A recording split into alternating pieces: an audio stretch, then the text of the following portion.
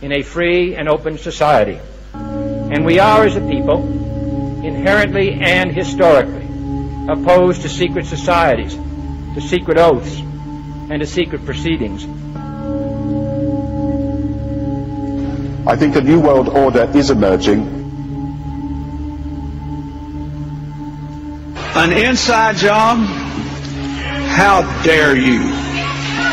How dare you? To create, so to say, mass-produced models of human beings arranged in some kind of a scientific caste system. We shall go on to the end. We shall fight with growing confidence and growing strength in the air. We shall never surrender. Good day, everybody.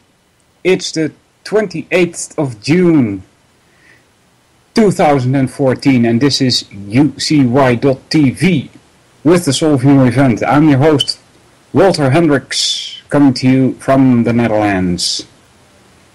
So, today we're going to continue where we left off last week regarding the trivium. Let's do a small recap first though of some definitions. The trivium method, specifically. How you doing, everybody in the chat? Let's see who's there already. Dan, Del, Frog, Vince, Cap, and 2 Anons. Welcome. How you doing, guys? Good to see ya. So the trivium method, it pertains to mind. They're also known as the elementary three. General grammar, Aristotelian logic, and classical rhetoric. Right, those three, and specifically in that order. You don't start with logic and then start gathering grammar. That doesn't make sense. First you get your grammar, those are building blocks. And then you use logic to see how they fit together, if there are any inconsistencies or contradictions. And then you get rid of the grammar that is useless and use your logic again, moving on to rhetoric, right? So general grammar, Aristotelian logic, and classical rhetoric comprise the first three rules-based subjects of the 7 liberal arts and sciences. As these disciplines are learned and practiced together, they form the overarching symbiotic system for establishing clarity and consistency of personal thought, called the trivium. General grammar, which is one. There's also special grammar. Special grammar relates to how words relate to each other in a specific language, but we're not really concerned with that. We are concerned with general grammar. Answers the question of who, what, where, and when of a subject. Discovering and ordering facts of reality comprises basic systematic knowledge. Right, those are your building blocks. 2. Formal logic answers the why of a subject, developing the faculty of reason in establishing valid, that is, non-contradictory, relationships among facts, systematic understanding. And then 3, classical rhetoric provides the how of a subject. Applying knowledge and understanding expressively comprises wisdom. Or, in other words, it is systematically usable knowledge and understanding. So, keep in mind here that the two words applying and usable are tied to wisdom. It's not like some guru in a cave somewhere in the Himalayas is expressing wisdom. Right? He's not doing anything but sitting there and waiting for people to give him food. That's what he does. These so-called gurus. Right? Wisdom has to do with action.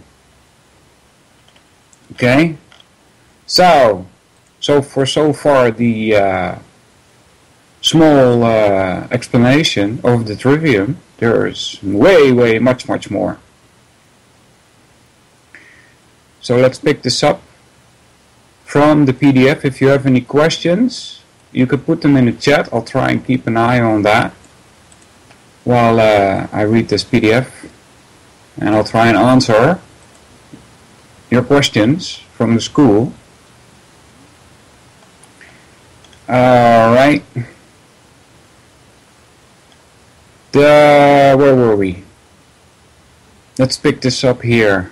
The essence of the philosophy I took is that of Aristotle. Aristotle did not take his philosophy to its full extension because of the lingering influences of Plato. There have been a number of thinkers since his time who have amplified his seminal work in the West, namely Averroes, Moses Maimonides, Albert Magnus, and his student Thomas Aquinas. All right, we did some of this last week. It's no biggie to repeat some of it. We'll get to new stuff in a couple of minutes. Thomas Aquinas is regarded here as likely the most brilliant Aristotelian of all. John Locke, as concerns his politics, and through him the framers of the American Declaration of Independence.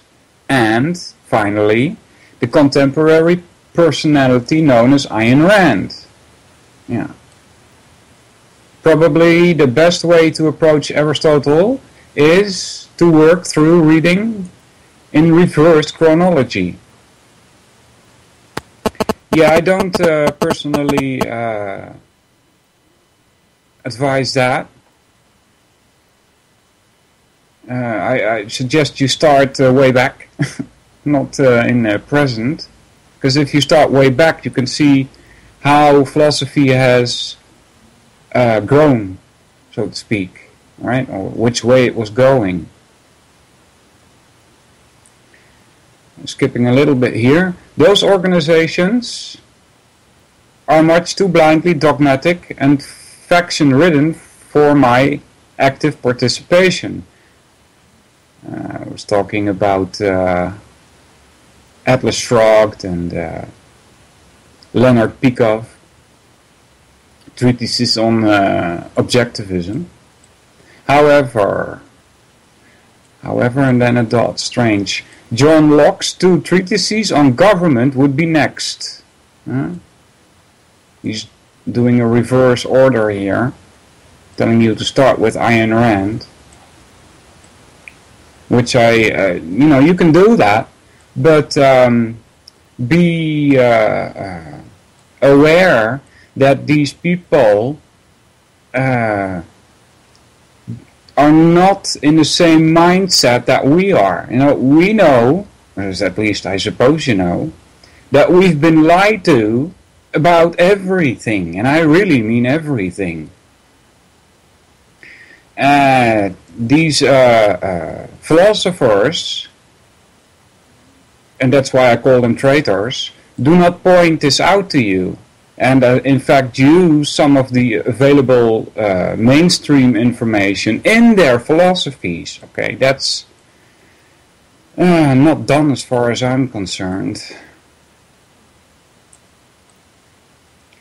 Continuing a little bit further. Like Aristotle, I have read mostly commentaries or summaries of his work by others. But I found reading translations of his disputed question and his free discussion comprehensible and quite helpful in clarifying the important concept of law. I am just now able to puzzle through parts of the translation of Aristotle Organon, Rhetoric, and his Nicomachean Ethics.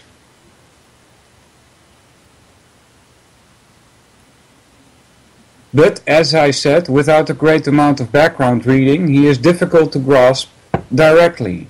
Yeah, like I said last week, you don't have to grasp it directly. There's, when I read things on a philosophical topic for the first time, I usually don't get it the first time. You have to read it twice, sometimes 3 times, to be able to figure out what's being spoken about here. And then form your own ideas about it. When Aristotle is fathomed, the reading of other thinkers at odds to his views, particularly Plato, is quite profitable by way of contrast. Yeah, it's good to know what other thinkers thought. However, because they contradict themselves in some ways, like Plato and Aristotle, you should be able to get the arguments that Aristotle uses to refute Plato's world of forms. Alright? And then just leave it at that. You should always be your own philosopher. The validated literal verses,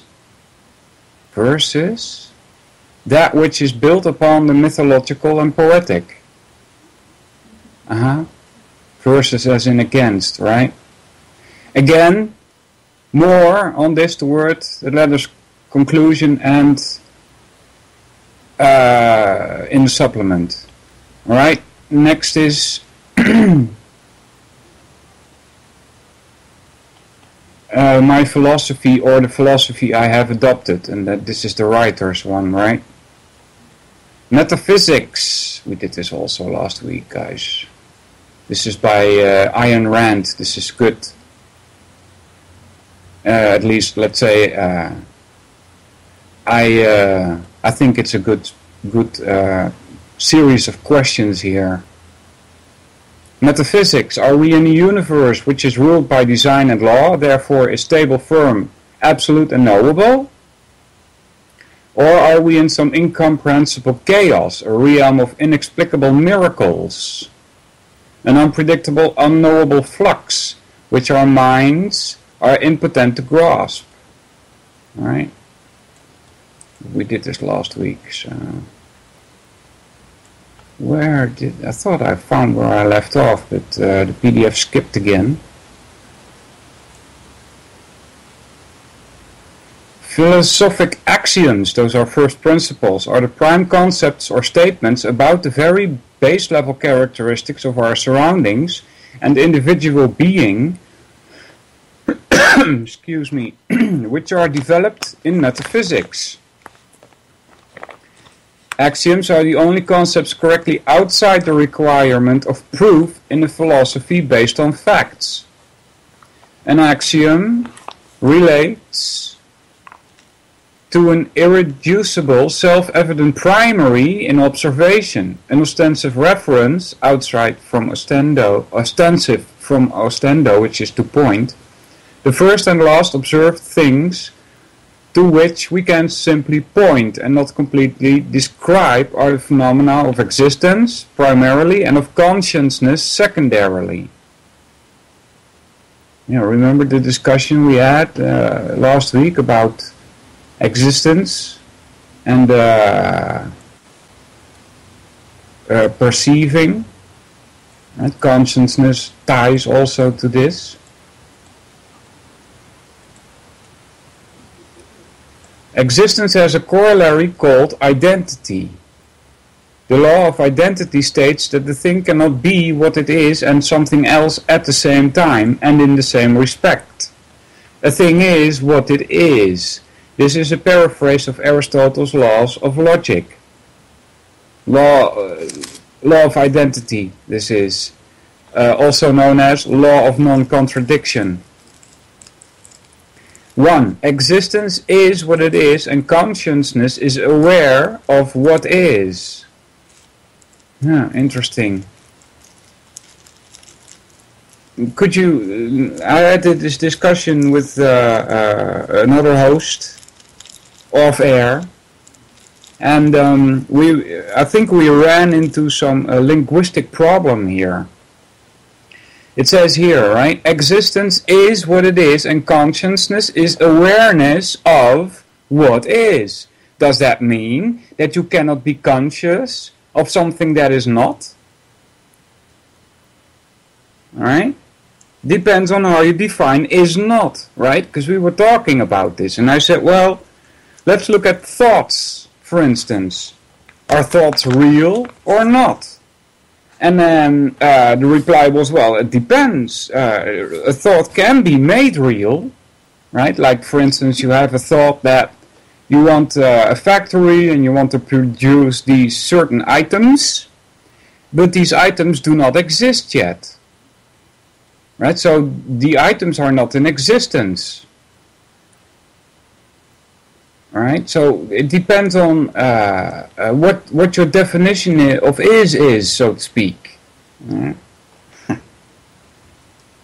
So next two is existence is identity and consciousness is identification. Oh, really? Existence is identity, it says here, and consciousness is identification. Alright, I have a wrong idea about what consciousness is then. Because identification it has to do with the law of non-contradiction. Right? So how can consciousness be identification? This does not make sense to me. The word consciousness has to do with knowing. The word science is in there, in the word consciousness. Science. Right?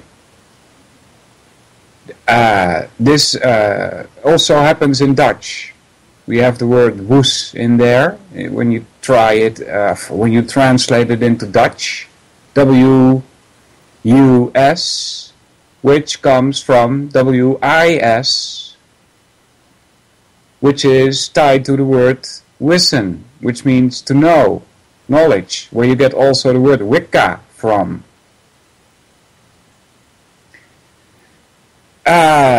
So one, existence is what is, right, as opposed to what is not, I suppose. And there's a whole discussion in itself. How do you discriminate what is not from what is? Alright? And consciousness is awareness of what is. Basically saying that you cannot be conscious of something that is not. Well, I would say an illusion belongs to something that is not. And you can certainly be aware of an illusion, can you not? Now that's difficult. I'm thinking we are running into linguistical problems here. 2. Existence is identity and consciousness is identification. Now that I don't get at all.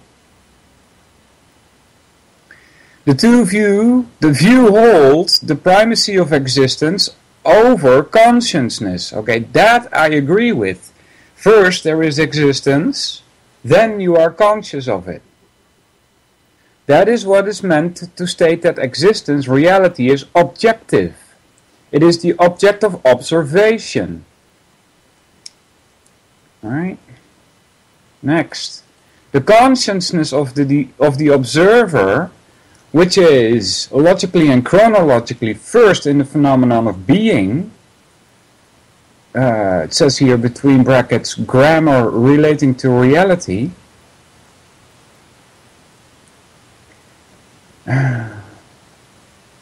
So how does that work? What does he mean with phenomenon of being? The consciousness of the observer, which is logically and chronologically first in the phenomenon of being. Alright? So it's confusing to me. Because I have, at the same time I'm reading this to you, I have the Dutch translations in my head, and they're using basically two of the same words and then saying this one came before. That doesn't make sense to me, because both of these words, consciousness and being, tie to the Dutch word zijn, which means to be. Right? So how does it make sense to say that something to be is before to be. That, it doesn't make sense to me. I would say that reality comes first, then consciousness. Because you cannot be, there we run into a linguistic problem again. I was going to say that because you cannot be conscious of something that is not, right? But you can be conscious of an illusion, and an illusion is not. So that doesn't. It's a contradiction there, guys. You still need to figure that out.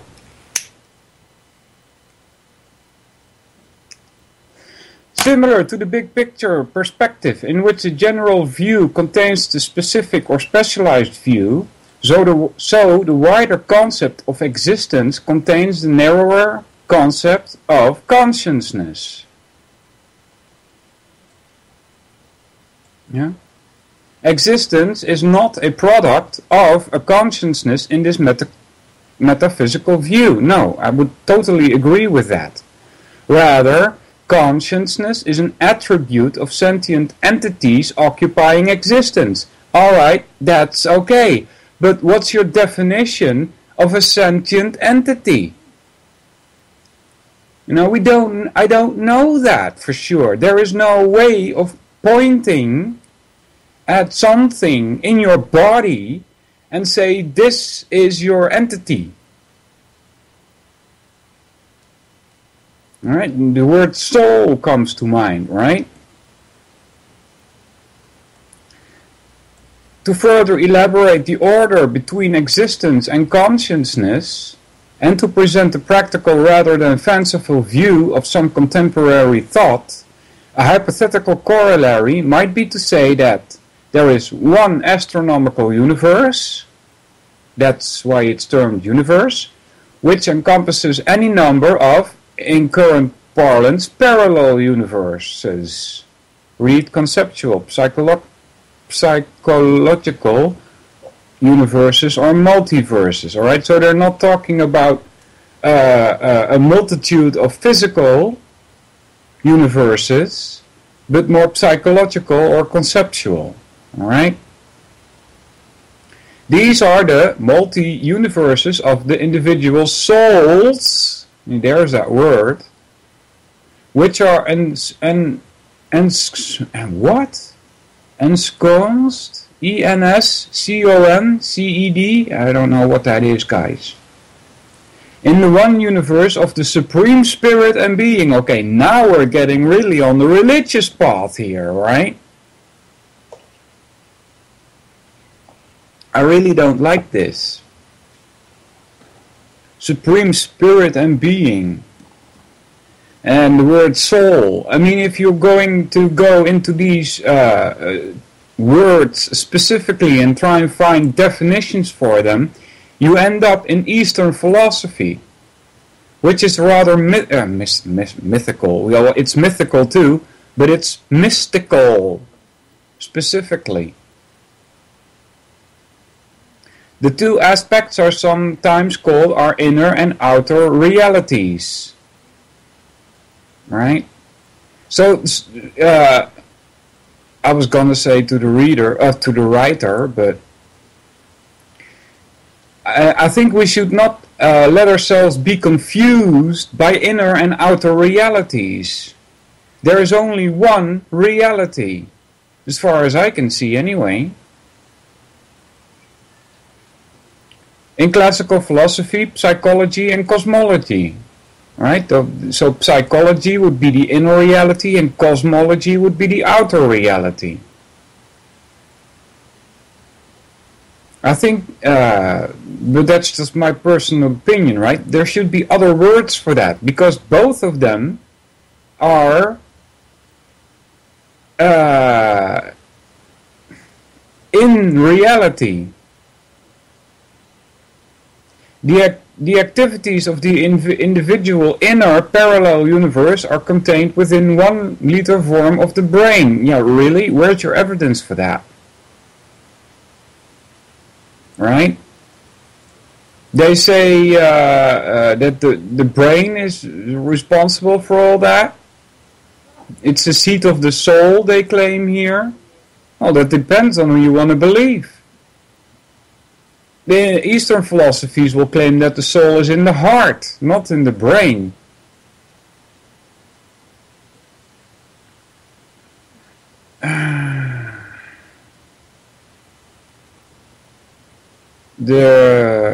Talking about the brain, the densest site of activity we have ever observed. It's composed of 100 billion neuron cells, and there are synaptic connections, which number in potential combinations the power of 10 raised to blah blah blah, and so on.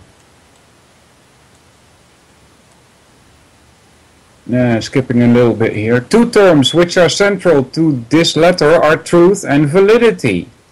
We can now show how very basic these concepts are, in fact. Truth finds meaning in the correlation of actual matters in metaphysical existence,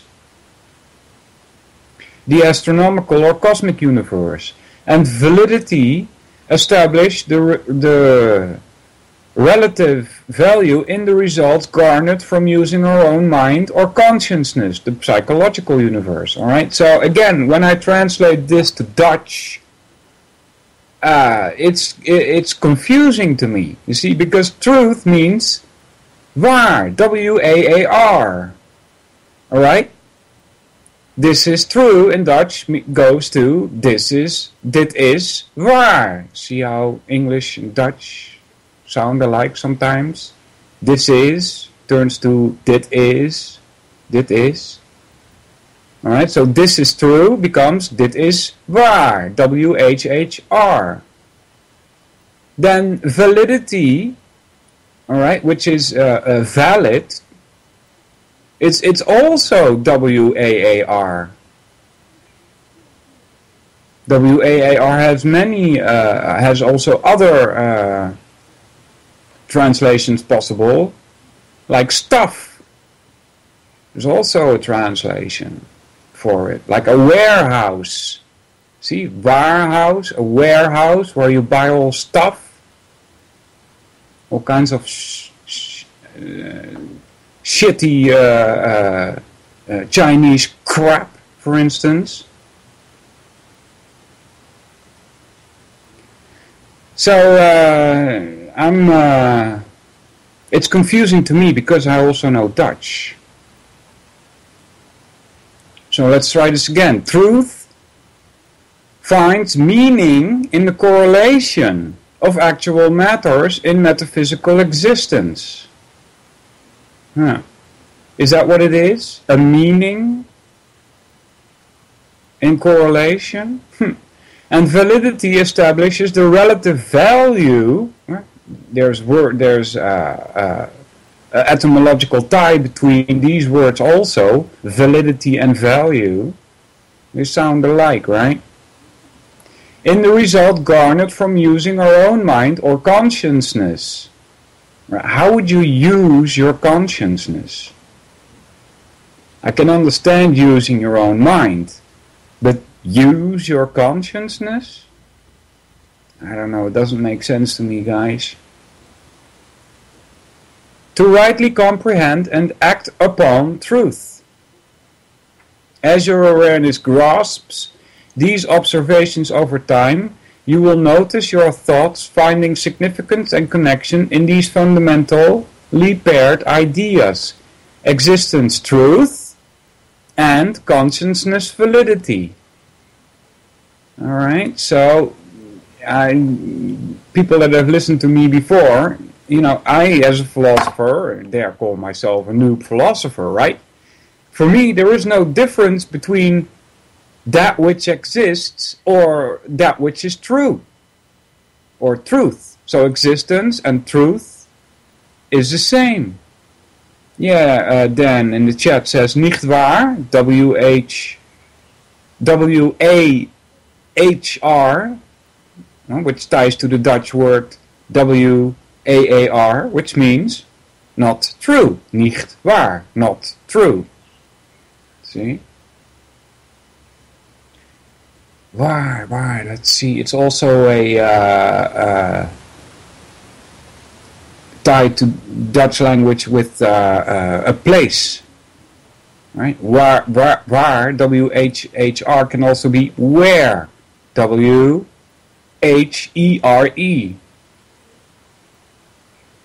So it's tied to location, locale, loka. Loka is a Sanskrit word, which means planet.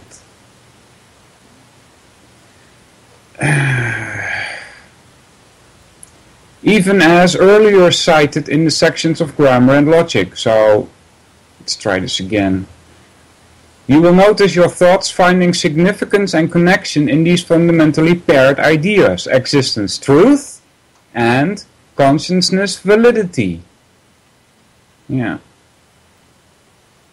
I'm sorry, dear writer, I don't see the connection here with consciousness and validity. That's probably because my idea of what consciousness is quite vague, to be honest with you. Because there are so many people that have tried to explain to me what exactly consciousness is. But every time I come back to the question, where does it come from? What is the origin of your consciousness? To me it seems like a kind of energy, but I'm not sure if that's true. Even as earlier cited in the sections of grammar and logic. Yeah. Philosophic thought, more generally than logic, brings harmony or volitional consciousness to objective existence. It does? I guess so. At this point, you and others might argue that this analysis is ambiguous towards God, the Creator, as Western culture has come to know Him in the present area. Yeah. Why is it a him, right? Yeah. Most of the ancient writings are more hermaphroditic. Hermaphroditic, is that a word? Did I pronounce that right? In nature, when it comes to explanations of what quote-unquote God is supposed to be. Abrahamic times made it like a him, right? Well, he also has a wife, apparently. A literal, no room for metaphor, distant, external, awe-inspiring, mysteriously multifaceted, anthropomorphic being possessed of a gender, personality traits, and a purposeful consciousness with motivations. Wow. Or one which is otherwise, I cannot, nor in my estimate can anyone validly comment upon, except to speculatively place the concept in the position of the humanity, of the humanly incomprehensible, unconstructed source of existence. Alright, this is above my head, guys. I have no clue what's being talked about here.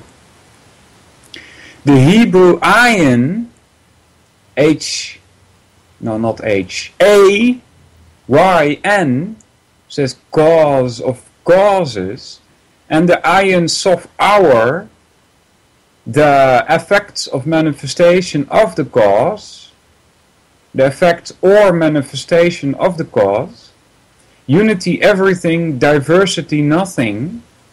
Those are apparently translations of Hebrew. Ayin sof hour, unity everything, diversity nothing. What? Or the transcendental Brahma of the Dharma traditions.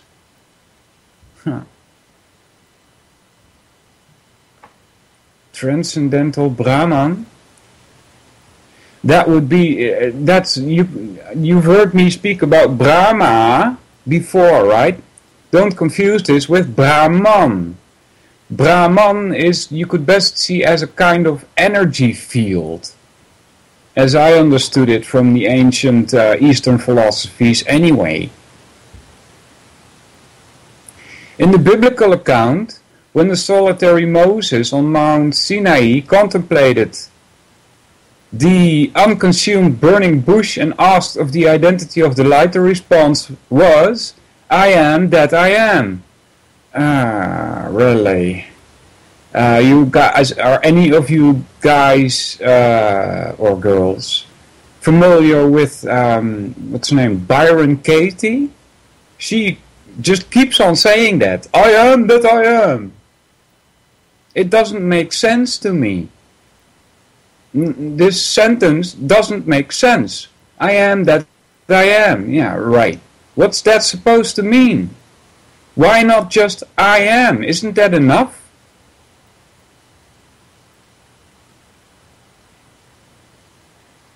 I found it edifying to simply look up some of those italicized words in a dictionary. Do the same to clarify. Alright. Well, we go into dictionaries often enough, guys. Let's just move on here.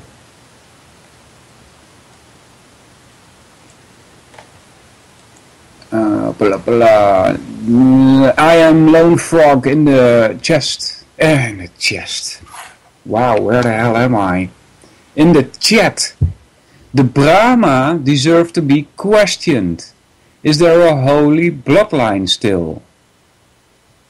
That's a question to Brahma, right?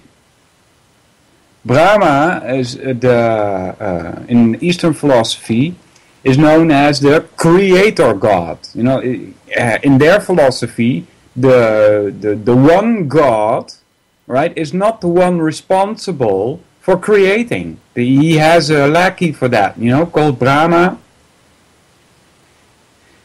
And according to their philosophy, Brahma is the father of all of us. Alright, so is there a holy bloodline still? Yeah, that would be you and me, according to their philosophy. Alright, we are all descendants of Brahma. Then in the chat says, I've heard this before, the whole I am thing was a movement from the turn of the last century. It was one of the first New Age movements. That's what I'm thinking too then. That it has more to do with trying to influence these nitwits that want to call themselves spiritualists or something. You know, because they just can't grasp it all and have to get into all kinds of mystical shizzle. Because they have no explanation for the existence that they live in. They don't understand, so let's make up something mystical and use that.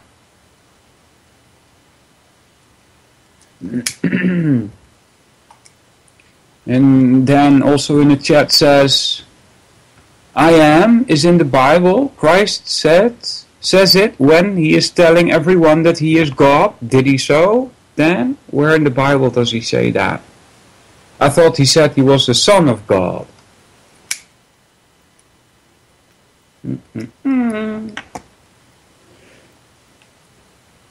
Yeah. Here's some vague translations from Amrit Bindu Upanishad. That in which reside all beings, and which resides in all beings, which is the giver of grace to all, the supreme soul of the universe, the limitless being, I am that. Who's speaking here? God? From the Amrit Bindu Upanishad of India.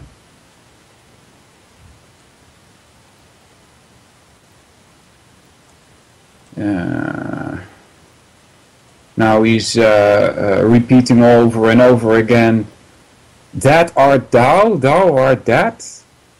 Thou art that, art thou? Oof, sounds like a mantra. That I am, that I am, that I am. You know, does it make sense to any of you guys? It doesn't to me. It's rubbish as far as I'm concerned. Alright, let's take a little step back and see what we can do with this verse. That in which resides all beings and which resides in all beings, which is the giver of grace to all, and now here comes my input into this, is space. Right? Space is that in which reside all and which resides in all beings.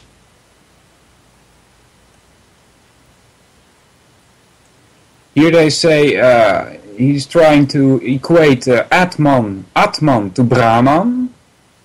Alright, now in Eastern philosophies there are some similarities between Atman and Brahman. However, Brahman is a field. Atman is a soul within that field, having the same qualitative properties, which are, by the way, totally mystical. They call them absolute properties, which are all mystical, because they do not comply to any physical. They do not comply is wrong, I guess. They cannot be related to any physical ideas that we have. So Atman is a small dot, and Brahman is the field in which it floats. This opens our understanding to a wider speculative conception of God, the perpetuator, existence without beginning or end, which would encompass the narrower speculative conception of God, the creator. Existences with beginnings and endings. Yeah? Like I said, the God that these Eastern philosophies speak of is not the creator. He has a lackey for that, which brings in beginnings and endings, like Brahma and Shiva.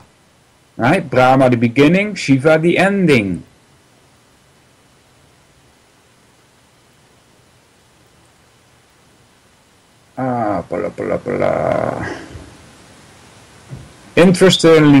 Interestingly, the origin of all the concepts mentioned in this paragraph can be traced to Indian Dharma and Persian Mazdainian literature and the first Western derivatives of ancient Sumerian, Babylonian, Egyptian lore, which predate Greek philosophy. Yeah, that's where these Greek philosophers got it all from. From Indian stuff, and I call it stuff, I don't call it Indian Dharma, because Dharma is an idea. It's the idea that gives a description of you as you relate to your purpose. Right? Dharma claims that you have a purpose. You are for some kind of reason, and I specifically say you are for some reason, and not you are here for some reason. Right? So make a distinction between those two. Dharma says you are for some reason, and I'm not going to go into what that reason is, because it's, as far as I'm concerned, it's religious mumbo jumbo. Same as that word which looks a lot like it, karma, which translates to action, but is viewed by many people as something else, which does not make any sense at all. Alright, next. There are this is again from the Gita, the Bhagavad Gita, which I've read twice. And also I read, because the Bhagavad Gita is just an introduction into the Srimad Bhagavatam, which I'm still reading. There's 10 cantos, no, not cantos, 10 books, which are divided into cantos, which are like chapters. Alright, so it says here this is a translation from some translator, because there are many, and they all seem to differ here and there. It says here, there are those who discern through the eye of knowledge, right? That's your mind, your eye of knowledge. That there is only the field and the awareness of the field. Field spelled with a capital F. I looked up this verse in my own Bhagavad Gita that I have here, and they were referring to a Sanskrit word which I do not remember what that word is exactly at the moment, but which was supposed to stand for field. Alright? When you look up that word in a Sanskrit dictionary, it means body. Alright? It means body.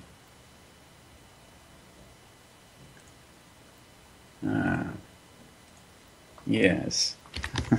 Just typing to somebody, guys, in Skype. Alright. Epistemology is next.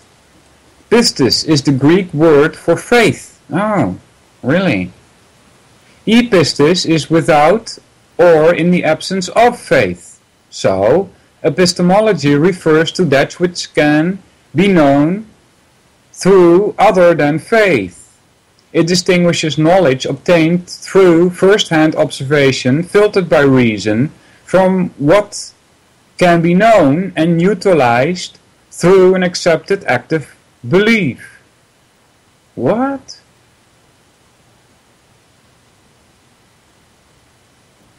How does that make sense to you guys? It doesn't to me, because faith and belief, they kind of tie to each other. To be born into a particular belief is a good thing. To die in that same belief is unfortunate. Yeah, I don't like the word believe, guys. You know, belief to me, again, using my own translations into Dutch, belief ties to uncertainty, right?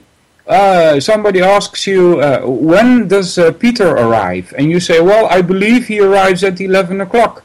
Could also be 12 o'clock. You know, it's uncertainty. That's what it is. So how does he tie certainty? Epistemology refers to that which can be known. Right? If you know something, you are certain of a thing. Through other than faith. Yeah? And then it says it distinguishes knowledge obtained through first-hand observation filtered by reason from what can be known and utilized through an accepted active belief. What's the definition of belief here? You know? Somebody says belief is not faith. Faith requires no evidence. Alright, so that... Alright, so if you use that as a hint to what a belief is supposed to be. See, because in Dutch, the word faith and belief are both geloof. See, you see the etymological tie here? Geloof, belief. Do you hear the etymological tie? Alright. What's next? The living of life is to use belief as a crutch to find truth. Alright. When truth is within grasp, throw away the crutch. from the initiate. Yeah. Well, I would not agree with such things. But that's just because I have a certain understanding of what belief is supposed to be, right? Before continuing, the 3 levels of conscious awareness must be reviewed. 1. The primary level of simple sensation or direct sense experience involving a stimulus and one responds or reflects with no attendant memory of the event. All life possesses this faculty, but very basic orders of life have only this faculty.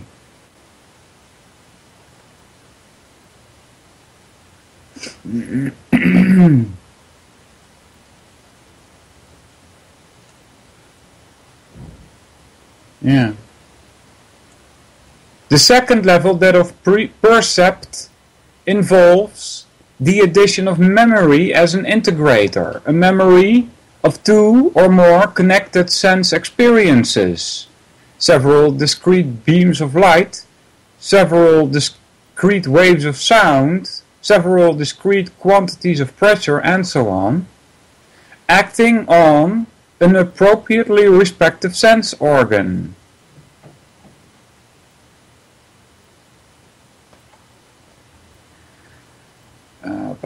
That form an automatic unit of cognition or impressions such as sight, hearing, touch, taste, or smell. The perceptual faculty characteristically leads to the awareness of things or entities and is, most assertively, an automatic function. Alright, so this is just my understanding of what consciousness is, right? The senses that you have, your eyes, your ears, and so on, they are tools to channel information to your consciousness. I specifically say to your consciousness, not your brain, because as far as I'm concerned, brain is a tool also. Alright, next. For example, open your eyes and you see he's referring to it as an automatic function. Open your eyes and you see a noise is made and you cannot help but hear, or pressure on your body is involuntarily felt, and so on. Because memory is a primary constituent of perception, rudimentary learning or the integration of past experience is present at this stage. Alright, so I'm gonna do a little Google search here, guys. It says here, because memory is a primary constituent of perception. So, let's see, Google, and then see memory, perception, and the brain. Let's see what we get here. I'm looking for a specific idea, and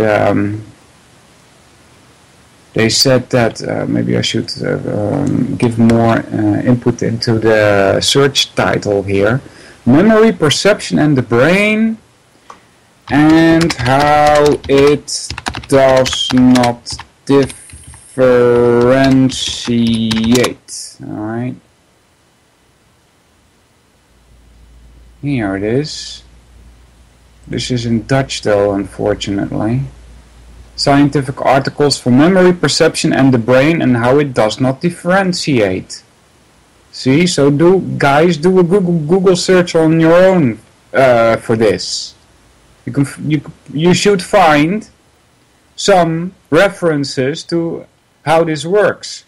Memory, perception, and the brain, and how it does not differentiate. You see, your brain does not make a difference between what it perceives and its memory. So that kind of sucks, doesn't it? Okay, let's see, where were we? Because memory is a primary constituent of perception, rudimentary learning or the integration of past experience is present at this stage. 3. The third level is conceptual.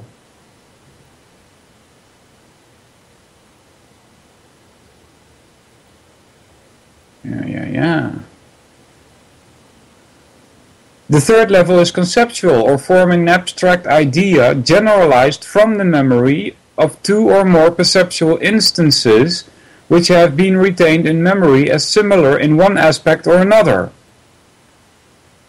It says brackets open, again an ability to identify universals. For example, a lily pad in a pond and a frog sitting on it are both seen to display the same outer color. So, one aspect in which they have similarity is green. We pointedly conceive of green or greenness. We do?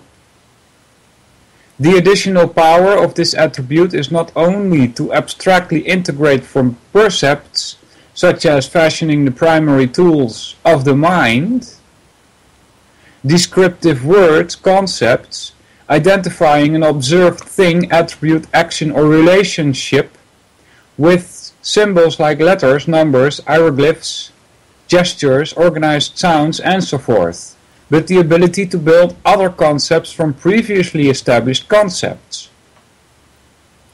or further abstractions from abstractions themselves, such as forming sentences, paragraphs, and fully integrated literary and mathematical discourses. Alright, this again goes over my head, guys. I'm not sure what this is supposed to be.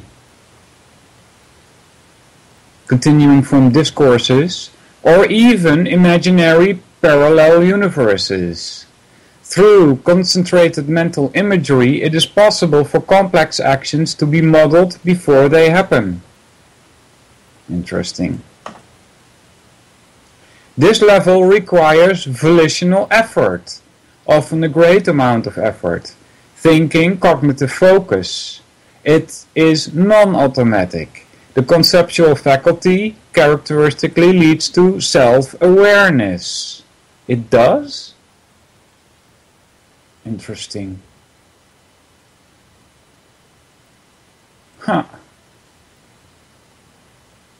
There's I guess we should distinguish indeed between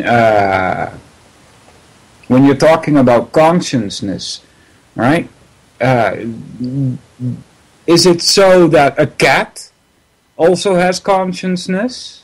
And if so, what is it that makes a difference between the cat and you? Because you recognize yourself in the mirror, but the cat does not, right? But we both have consciousness, right? Do we not? Is the cat not conscious of what's going around him? It seems to me the cat is, right?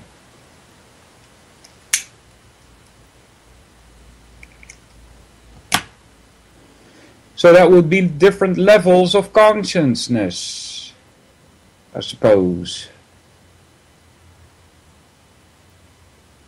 Yeah.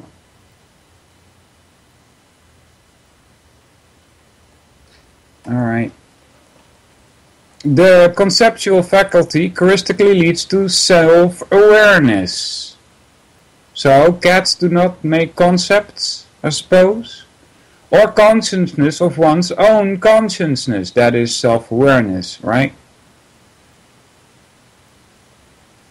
Sounds a bit strange, doesn't it? Consciousness of one's own consciousness? Sounds a bit strange to me.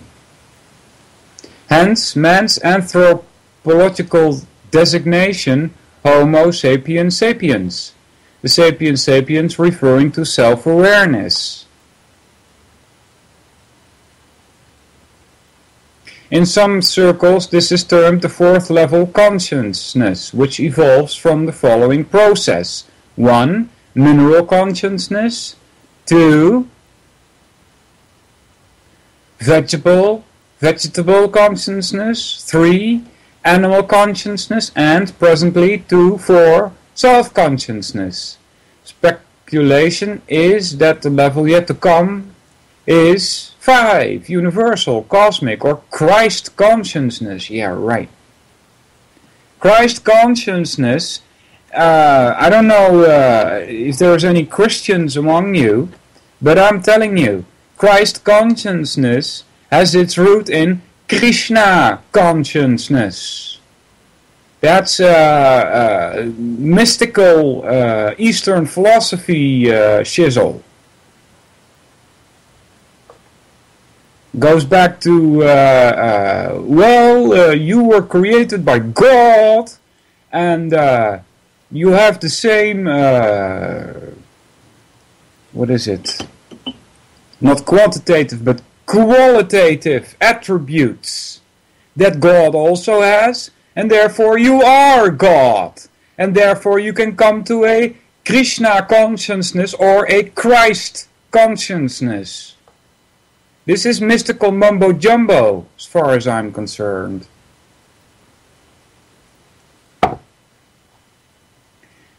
Here's something from C.G. Jung. Your vision will become clear only... Oh yeah, we've done this before, and I'm turning this all the way around. Your visions will become clear only when you look inside your being. Right? He says... Who looks outside dreams, who looks inside awakens. I would say that it's the other way around. Who looks outside awakens, and I'm talking to, people that know that they've been lied to all of the time. So if you look outside and you believe that which is put in front of you, then yeah, you're a dreamer. But if you look outside critically and analyze all of this stuff that's put in front of you, and look at all the contradictions there, then you start waking up. Alright, and then it says, who looks inside awakens. This refers to, as far as I'm concerned anyway, that guru that is sitting in his Himalaya cave, in his lotus position, and doesn't want to have any sensible, what do you call it? Doesn't want to have any input from his senses, but only wants to look inside. That's not waking up. That's going away from the world as it is. Separating yourself from everybody else and everything. That's not waking up, that's being stupid. Continuing. The lack of awareness, differentiation, and definition of these 3 modes of cognition, especially that of conceptual, is what has led man to virtually all of his confused states of being. Alright, let's try this again. The lack of awareness, differentiation, and definition of these 3 modes of cognition, especially that of the conceptual, is what has led man to virtually all of his confused states of being. Well, I disagree again. What is leading to all of the confused states of being is not addressing the contradictions. That is what leading to all of the confused states and doublethink. What's leading to all of this confusion is not looking further when you run into cognitive dissonance. Most people, when they run into that, it slips into denial because they cannot handle the truth. And stay confused because they cannot look at the things the way they are. Continuing. Perception, observation, or the use of our 5 instruments of knowledge is the basic state of human cognition. The memory of several instances of awareness constituting experience, and finally the ability to learn or associate them through memory from experience.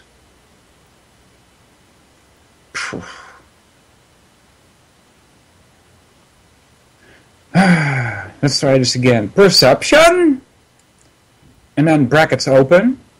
Observation, or the use of our 5 instruments of knowledge, that's your senses, brackets close, is the basic state of human cognition.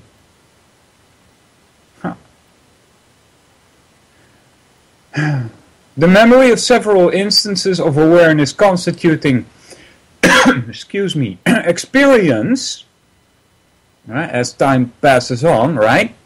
And finally, the ability to learn or associate through memory from experience. Alright. Conception involves volitional thinking or creating associations themselves by symbolizing experiences and consolidating or integrating these associations in various novel combinations which have never been experienced as such. Wow.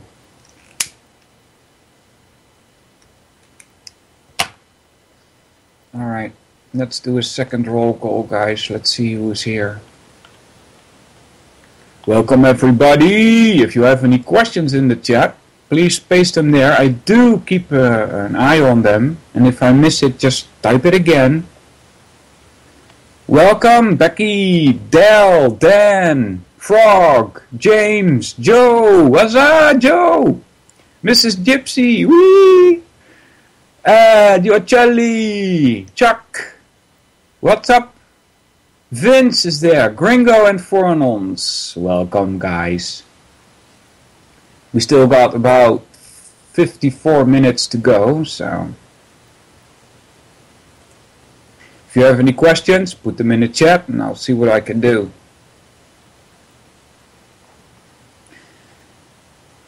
Next is reason, rationality, the faculty which integrates our perceptions, data provided by our senses, by means of forming conceptions. So reason ties to conceptual, right?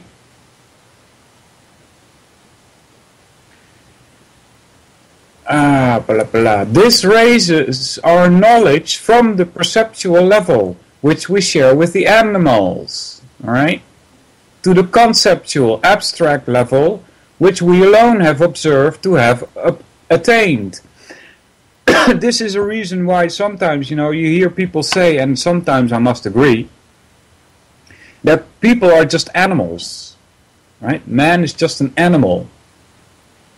But then, why do you call animals animals and men men? This is the reason why, because we form concepts. A cat does not do that. A cat just reacts. You see? However, if you refuse to use your brain, if you refuse to use intelligence, if you refuse to think, you're no better than an animal.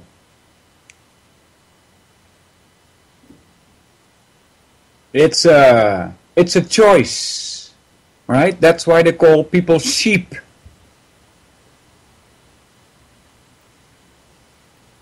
Several higher functions are shared with some animals, like communication using organized sound. But evidence of the recognition and use of ratios has never been seen in other than humans. Yeah. The method which reason employs in this process is logic. To restate, the art of non-contradictory identification. The senses, concepts, logic.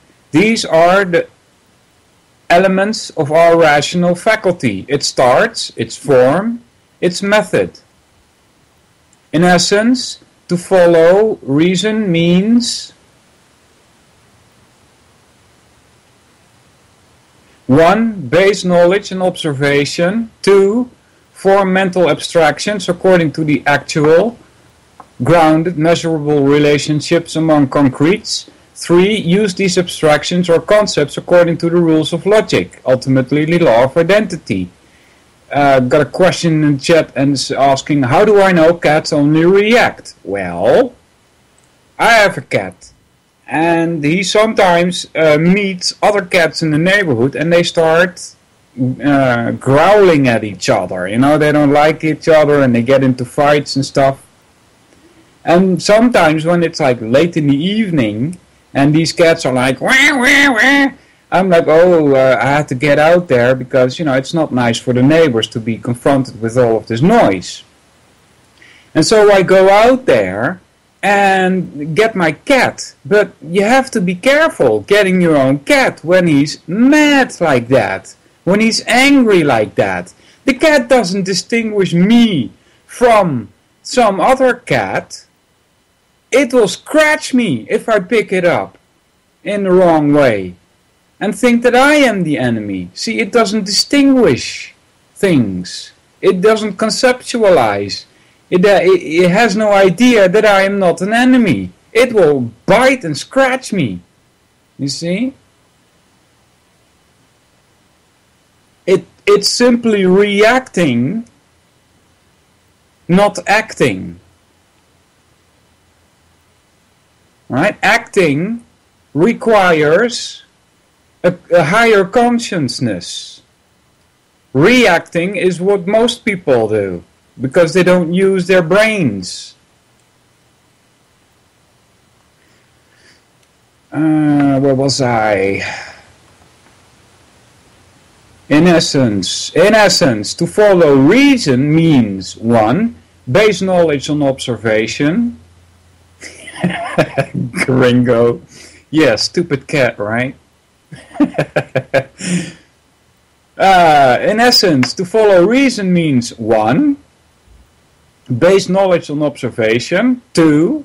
Form mental abstractions according to the actual, brackets open, grounded, measurable, brackets close, relationships among concretes.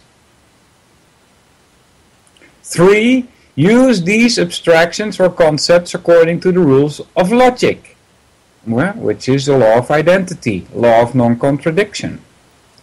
Since each of these elements is based on facts of reality, the conclusions reached by a process of reason are objective and consistent with the metaphysics of objective reality, which is ontology. Right? This is it also ties, as far as I know, to objectivism.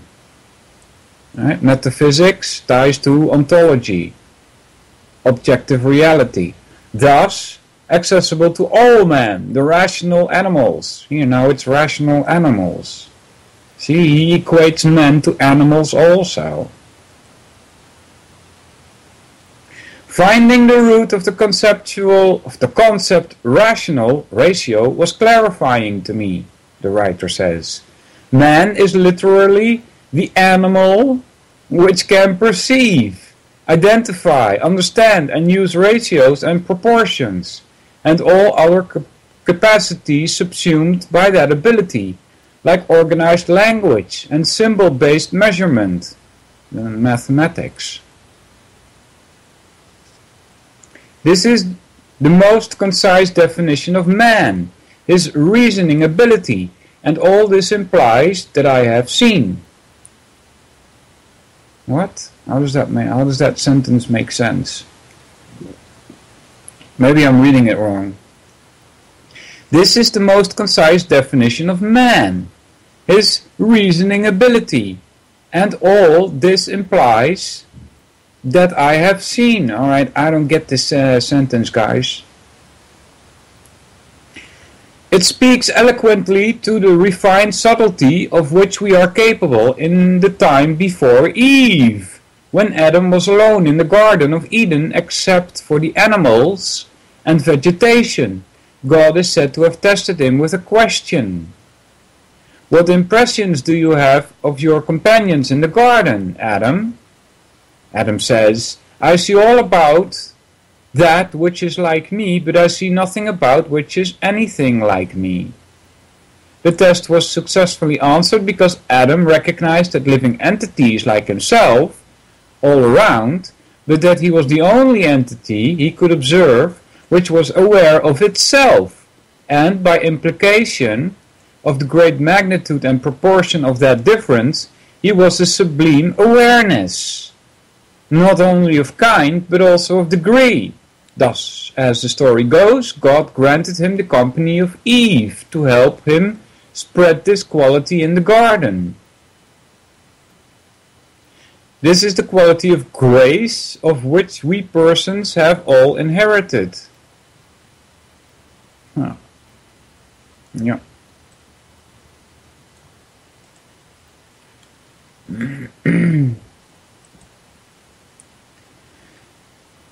Men are neither infallible nor omniscient. If we were, a discipline of a theory of knowledge would not be necessary or possible. Our knowledge would be automatic, unquestionable and total. But that is not our nature. We are beings of volitional consciousness. In our lives we are presented with choices. Beyond the level of percepts, a level inadequate to the cognitive requirement of our survival, we have to acquire knowledge by our own effort, which we may choose to exercise or not, and by a process of reason, which we may apply correctly or not. Nature gives us no guarantee as to our mental effectiveness. We are capable of error, of evasion, of psychological distortion.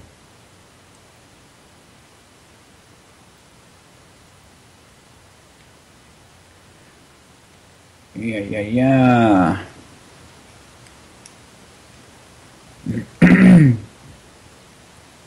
Dan says in the chat, okay, so this story is trying to make me believe that God did Adam a favor by giving him a woman to keep him company. Yeah, it's a funny one. It's the whole story of Adam and Eve is interesting, though. You know, it is said in the Bible that God picked up some dust and blew life in it. All right, that, as far as I can see, is just a mythological way of saying that humans came from Earth. Right? And then there's also an episode in which God is asking Adam, what is this, and what is this, and what is this? And Adam is giving names to all of the things that are being presented to him. This could be the mythical representation of a time when we as humans started using nouns. Yeah, Lilith is also interesting in that respect, talking about parts of the Bible that have been obliterated, have been not included. Alright, check it out, guys. Lilith. You know, it was before Eve. You see? And there's of course the story of the tree. Tree of knowledge. And the interesting thing about that is that it was presented to Eve by a snake. All right, a snake in ancient mythical stories has always been connected to knowledge or wisdom. See, it's not a literal snake. It's not a literal tree. This may just be a reference to a time when man's intelligence started developing more than that of an ape, for instance. Yeah. So, yeah, Anyway, let's just continue with where we are here. To expand upon and restate the above paragraph, we need a means of cognition, which each must discover for himself. Reason. We must discover how to use this reasoning faculty, how to validate our conclusions. How do you know things, right? To distinguish the true from the false, and we must discover how to set the criteria of what we may accept as knowledge. Two questions arise in every conclusion, conviction, decision, choice, or claim we make. What do we know and how do we know it? Right? The task of epistemology is to provide the answer to how, which then enables the special sciences to provoke the answers to the what. At this juncture, we can review two aspects which constitute the basic branches of philosophy and which permeates our every moment on thought and action once again, but with emphasis, existence and consciousness, the sensibly observable reality and the sensible observer. And then he says in brackets, in that order, all right?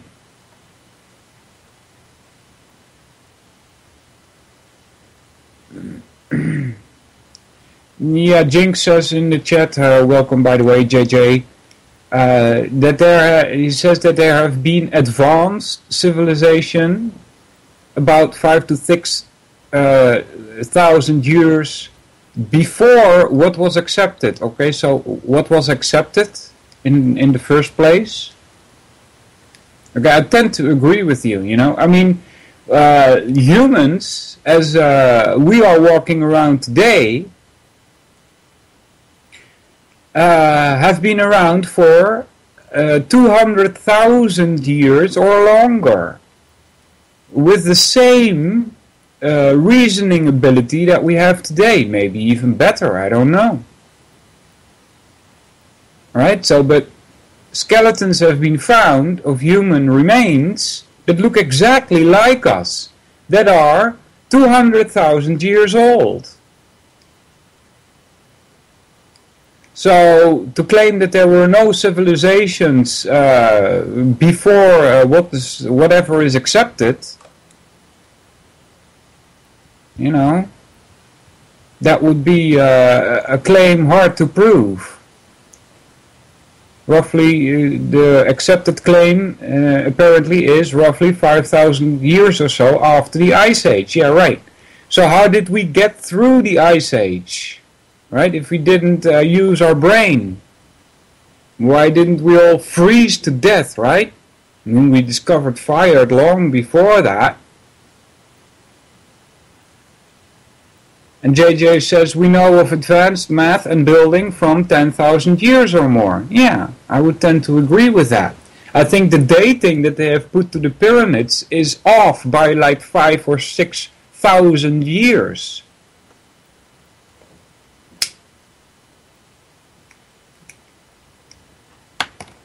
But you should do your own research on that point.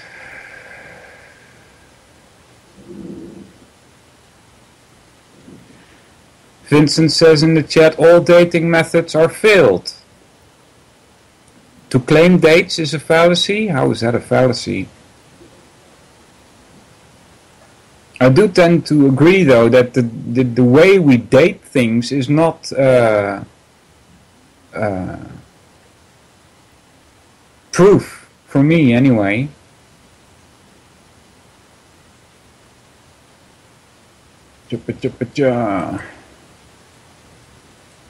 Ahura Mazda, that's where they got the car name from, did not create good or evil, for these are human concepts, but rather reality and unreality.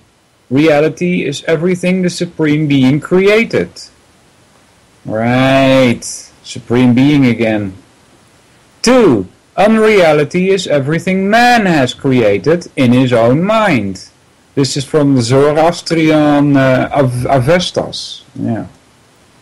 I don't advise you guys to go into this these mythological stories. It says here, let's try this again. Ahura Mazda, that's a god, did not create good and evil. Alright, so if it did not create good and evil, why is it spelled here with capital G and capital E? Those are deifications. For these are human concepts, but rather reality and unreality. So how do you create unreality? You know, doesn't make any sense to me. How do you create something that is not real? Right? Unreality is everything man has created in his own mind. Well, so is what you're saying here that everything in my mind is unreal? I'm having linguistical problems again with this. Like, what's your definition of real? Yeah. But as far as it says here, God did not create good and evil, for these are human concepts. Interesting. I think there are evil people. You know, just to name a few psychopaths, like Madeleine Albright. You know, she's evil. So, you know, they might be, that might be a human concept. But if God did not create it, who did? Yeah, stupid questions, all of these. You know.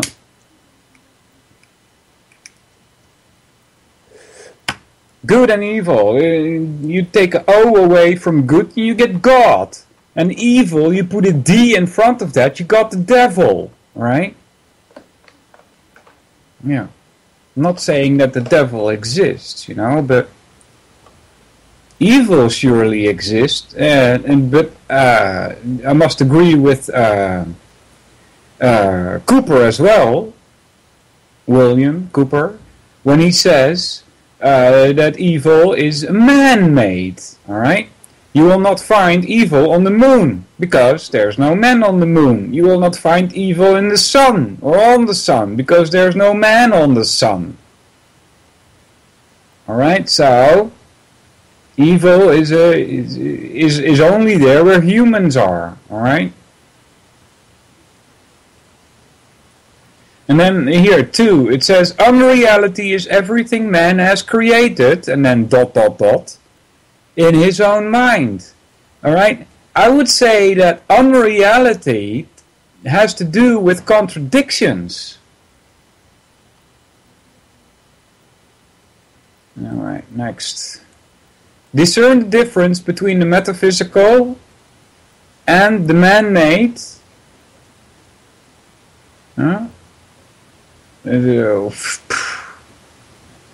Discern the difference between the metaphysical, brackets open, inartificial / reality, and, brackets close, and the man-made, brackets open, artificial, unreality. In narrower terms, to separate fact from illusion. Why would something artificial be illusionary? That doesn't make sense to me. I mean, an artifact is not an illusion. Art, the word art is in there. To restate, nature did not create good and evil, for those are concepts of man, but rather reality and unreality. So now you're saying that nature created reality and unreality? Is that what is being implied here? Reality is everything nature creates. Unreality is everything man creates in his own mind. Okay, so but Isn't man also created by nature? And therefore is implied that unreality is also created by nature, be it through a step, you know? I don't think this is, but this is just me, right? Reality is everything nature creates. Creatuur. To make. I'm not even sure that, and then here again it says nature with a capital N, which is deification.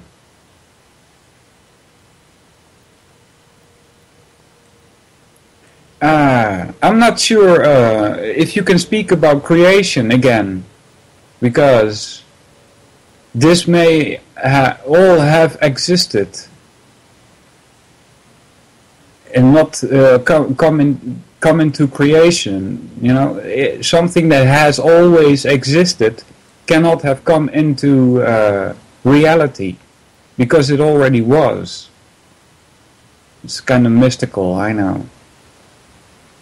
Unreality is everything man creates in his own mind. Unreality can be illusion, which term often has a negative connotation, as in deception, but it can also exist as an idea or as a design to a positive outcome, which has as yet simply not been manifested. Alright? So there you're saying something that is not real can become real. Therefore, the terms reality and unreality are broader and more inclusive than are the reference to fact versus illusion. Yeah. Ethics. What are ethics or morality? Yeah, that's from Battlestar Galactica, Dan Cooper. They have their own mythology in the Book of Pythia. All this has happened before and all this will happen again. Yeah, it's just a reference to history repeats, you know. Ethics. What are ethics or morality? They involve a code of values to guide each other, to guide each individual's choices and actions. The choices and actions that determine the purpose and course of his life. Ethics as a discipline deals with discovering and defining such a code. Yeah. What does man need a code? Why, not what, why does man need a code of values or morality? That is the first question, not what particular code should he accept. The answer lies within his surroundings and his own nature. He is the only animal observed to have free will, the volitional ability to focus. Oh my god, TJJ, what's up, buddy?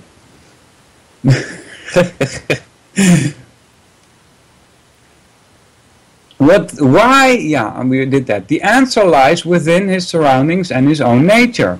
He is the only animal observed to have free will, the volitional ability to focus mentally on a choice of action other than the primordial option between fight and flight. That's reaction. That's reacting as opposed to acting, right? Fight or flight. And morality addresses only those actions which are open to this expanded manner of choice. Here's a quote from Marcus Tullius Cicero. O philosophy, life's guide! O searcher out of virtues and expeller of vices! What could we and every age of man have been without thee? My God! Seriously, Cicero? Oh philosophy, life's guide. It's like, he's like, it sounds almost religious, right? You know, the word moral is also used in armies, you know? Yeah, that's right, guys. I have this add-on. It's add-on that blocks. It blocks pop-ups, right? For advertisements and such. I have it disabled on ucy.tv because what you do is you go there and you click on the fracking ads. That's what you do. Just click on them. It's not so hard, you know. Just do it. And if you can, press the donate button and donate something to ucy.tv, you know. This is given to you freely, and if you have a possibility to support ucy.tv and you're not doing it, you're just taking and taking and taking and not giving, right? So, get with it, guys. Each man's life should be accepted as the ultimate value, an end in itself, not as a means to another's end. Right. That's a psychopathic way of looking at things, that you say that, well, whatever you do, it doesn't matter as long as the end result is okay. Right? That's a psychopathic way of living your life. Alright, I need to re-roll this cigarette. This one isn't working. I'm sorry, guys. Oh my god. Mess on the table. Let's try this again with a new vroetje. I don't even know what you call that in English. Vroetje. It's what you roll your tobacco in. Yeah.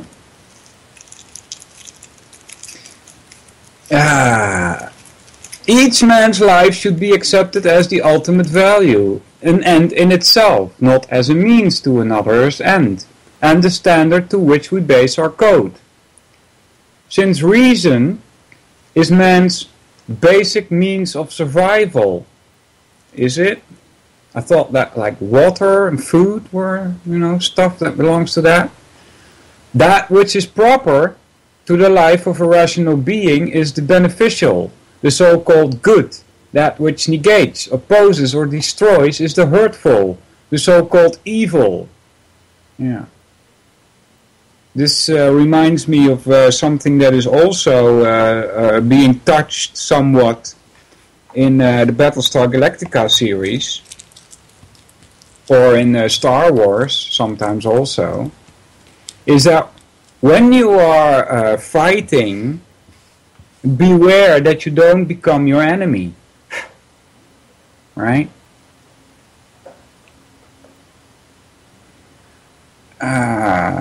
There is an even ironic play on words. Evil is life spelled in reverse, as can be its meaning. In Dutch, it's not exactly the same. But in Dutch, life is leven. You can hear the etymological tie again there, right? Life, leven, spelled L-E-V-E-N. If you turn that around, you get navel, which means fog or mist. So, strange, huh?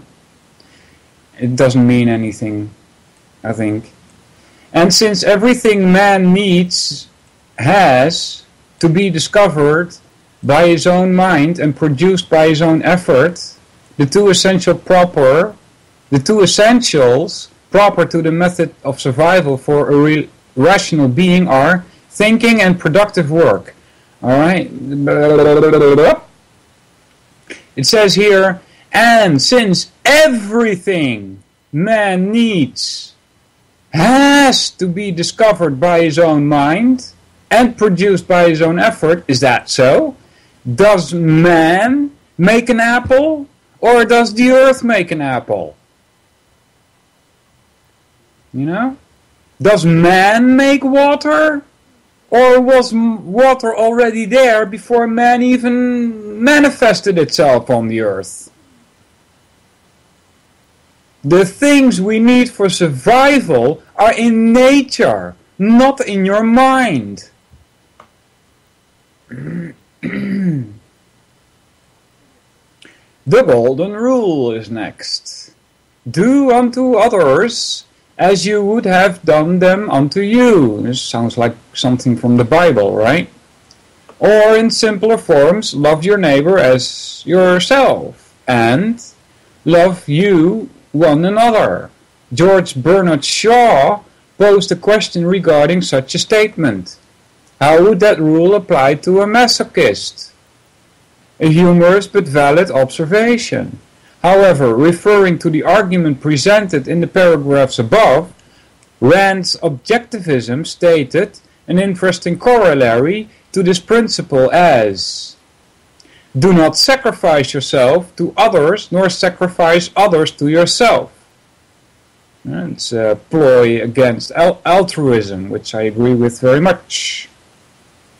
Unfortunately, the term sacrifice can have varying connotations. Yeah, it's a ploy against altruism.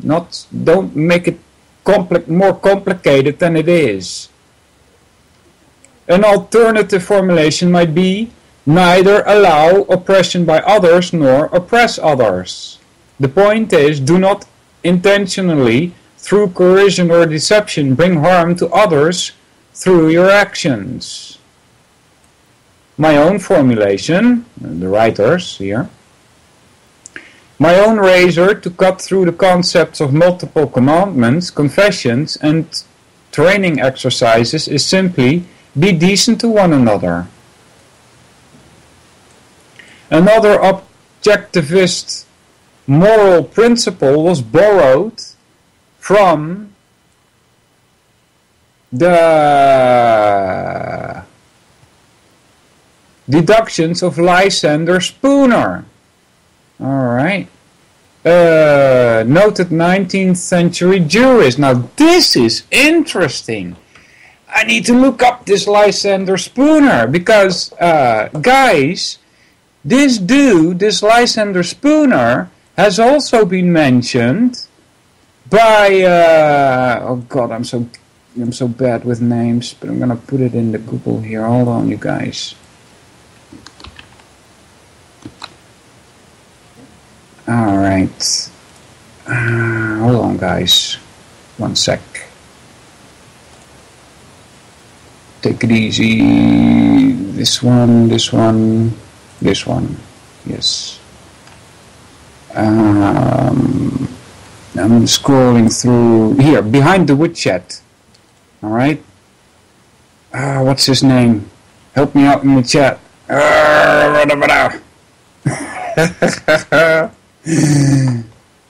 Hal Anthony. Yeah, now I remember. Hal Anthony also was talking about him. A couple of podcasts that I listened from him. I do advise you guys to check him out. Hal Anthony, Behind the Woodshed. You can just type that into Google. You will get all kinds of links. Alright?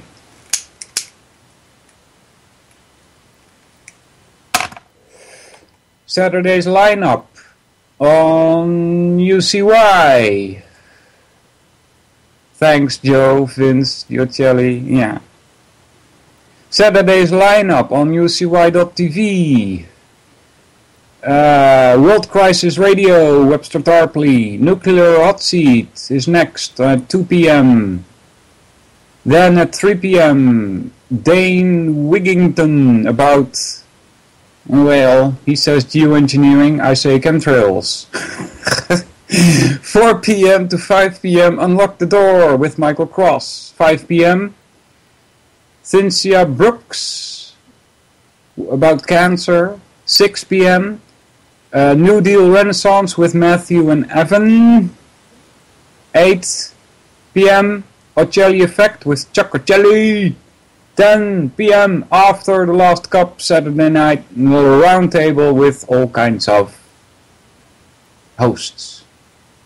Alright, let's pick this up. Another objectivist moral principle was borrowed from the deductions of Lysander Spooner, right? So we put that into Google, Lysander Spooner. Let's see what we get here. This is Dutch. I don't want Dutch. I told you to give me English, but it's still coming back with Dutch. There's even a link with a whole website about Lysander. I'm waiting for it to load. LysanderSpooner.org. LysanderSpooner.org. Entrepreneur, scholar, radical abolitionist, radical abolitionist, principled believer in natural law and liberty. Oh, good. Lysander Spooner is one of the most provocative, eclectic, and prolific American legal theorists of the 19th century. His writing continues to influence those today interested in consent, natural law, individual rights, and constitutional order in political theory and practice. We should probably do some more on this guy someday. Right? The writers of Lysander Spooner. On this design site you can find Spooner's writings organized in 3 different ways, alphabetically or chronologically or topically. Here's one from 1843, Constitutional Law, Relative to Credit, Currency and Banking. Interesting.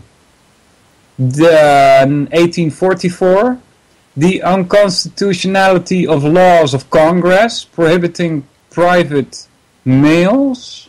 Private mails or malls? What does it say? Private mails. Prohibiting private mails? 1845-1816, The Unconstitutionality of Slavery. 1850, A Defense for Fugitive Slaves, against the Acts of Congress on February 12, 1793 and September 18, 1850. In 1852, an essay on the trial by jury. There's a lot of him apparently regarding economics and public policy. 1846, Poverty, Its Legal Causes and Legal Cure. Oh, nice. Who in 1850, who caused the reduction of postage? Ought he to be paid? What? 1861, a new system of paper currency. Eek! 1862, our mechanical industry as affected by our present currency system, an argument for the author's new system of paper currency. 1863, Articles of Association of the Spooner Copyright Company for Massachusetts. What the heck is that? 1864, Consideration for Bankers and Holders of United States Bonds. The Law of Prices, a demonstration of the necessity for an indefinite increase of money, 1877. Yeah. And so on, guys. 1855, the Law of Intellectual Property. Wasn't that in the news just a couple of months ago by some hosts? Intellectual property. Guys, this is from 1855. 1875. Vices are not crimes. A vindication of moral liberty. Lots of stuff to do about this Lysander Spooner. Interesting. We should dig some deeper into this at some point. Alright, so another objectivist moral principle was borrowed from the deduction of Lysander Spooner, a noted 19th century jurist. It says, no man shall initiate physical force nor initiate the employment of fraud to obtain a value from another man. Yeah. Physical force is validly used only in an emergency and in self-defense against those who initiate it. Physical force is self-evident as bodily harm applied to produce an involuntary action, but the surrender of one's mind and his ability to think independently and objectively is also the goal of many initiated instances of force and fraud. As the highest priority, do not surrender the evaluative capacity of your mind to others, but train it to its highest potential. To a rational man, the willfully initiated injury to another is, in fact, an injury to himself. His pro-life standards are now imperiled. So it can be said, do not intentionally, through coercion or deception, bring harm to others through your actions because it is ultimately harmful to you. Well, how is that ultimately harmful to the one deceiving you, right? In the process of individual growth, we must also recognize that evolution has left us with animalistic urges and emotions, which will, at times, prompt us to thoughtless acts of hostility, conflict, fear, and domination. The sources of these traits are located in the more primitive part of our vertically layered three-part brain, which are commonly called lower cerebellum or reptilian complex. Alright, so there's more 2 and 3, but what it says here, to prompt us to thoughtless acts of hostility. The sources of these traits are located in the more primitive parts of our vertically layered three-part brain. In other words, he's saying that your brain is forcing you to act in a specific hostile way, right? If that is so, you are no more than an animal. 1 is lower cerebellum or reptilian complex. 2, emotional mammalian complex or limbic midbrain. 3, by volitionally activating neural paths to the most recently developed layer of our brain, the neocortex, we invoke the self-awareness, understanding, and respect towards others by which we attempt to rise above these urges. Alright, the idea that I'm getting here is that the brain is all powerful. No, the brain is just a tool. You are in charge, not the brain.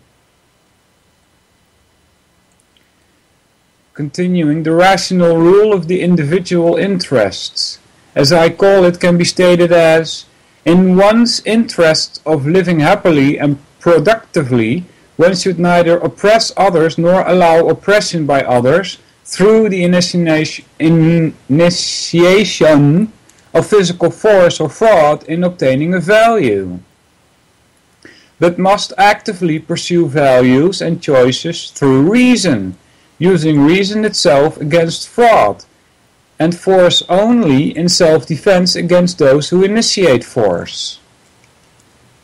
Alright? Interesting. I mean, hold on guys, the lighter isn't working.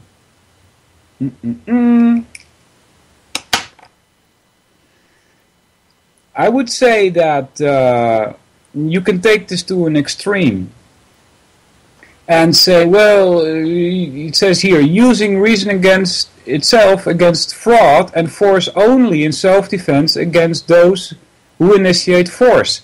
Alright, so the force which is initiated here can also come in the form of a fraud, like printing money out of thin air. Alright? If you are going to use force against that in this time, right, in 2014, you're gonna lose. Alright?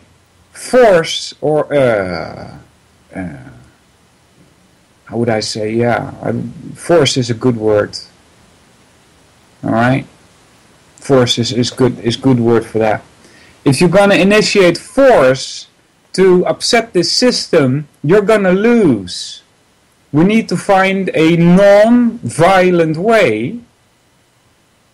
And this is, by the way, belongs to the second and more important communistic way in which whole cultures are manipulated. They do it in a non-violent way. Right? But we also have to use a non-violent way to make this society a more human society.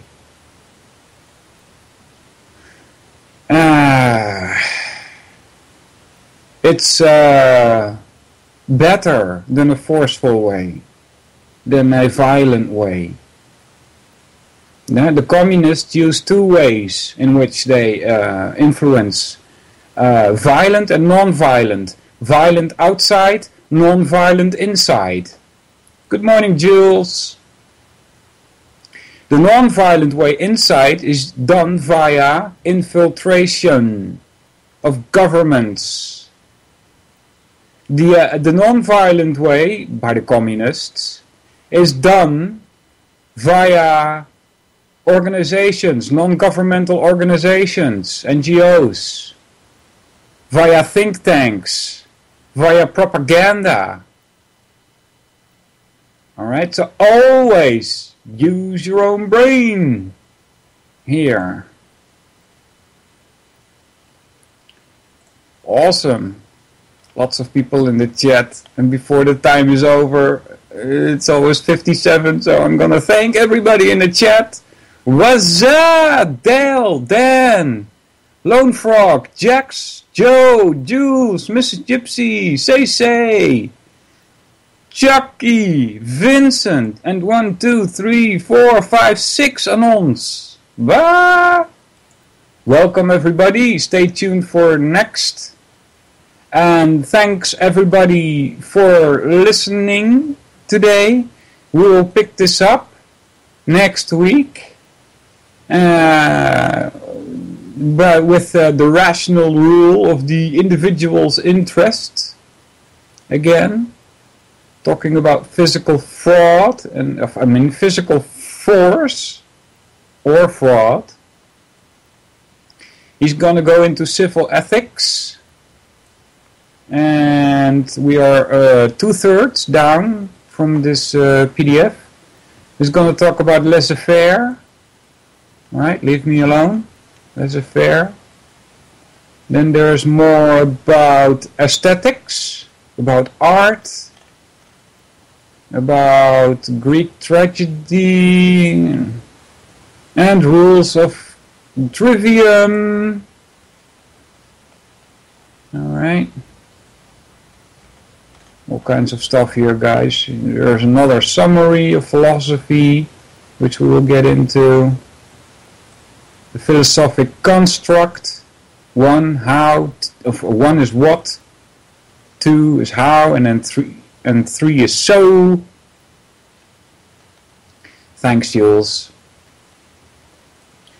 They're talking about observed reality, hypothesis, extrapolation, corroborated actualization, making understandable. Alright, what else is it gone? Random observations is heading of what we might be able to do next week. Sacred Indian texts. He's again referring to Upanishads here. Each Upanishad is a lyrical statement about the deep truths of the universe, well, as they see it. We will see what we can get from that. So thanks, everybody. To create, I will be back so to say, next week. mass-produced models of human beings arranged. See you later!